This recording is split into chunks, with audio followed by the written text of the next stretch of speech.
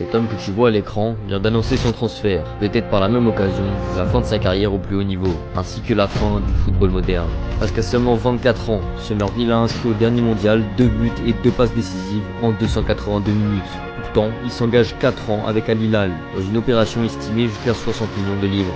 Voilà pourquoi, selon moi, le modèle saoudien est en train de détruire la hiérarchie du football moderne.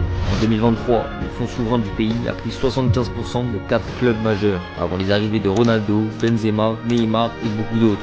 En 2025-2026, ce championnat a attiré environ 7700 spectateurs par match. Avant, l'Arabie Saoudite récupérait surtout des légendes en fin de carrière. Aujourd'hui, son argent aspire des joueurs de 24 ans, avant même leur apogée. Chaque départ retire une histoire possible à la Première Ligue, à la Liga ou à la Ligue des Champions. Le Ballon d'Or accepte la MLS et l'Arabie Saoudite, et comparer ses performances à celles de joueurs sous pression européenne chaque semaine devient complètement bancal. Le Qatar SC avait déjà bouleversé le marché en rachetant le PSG en 2011.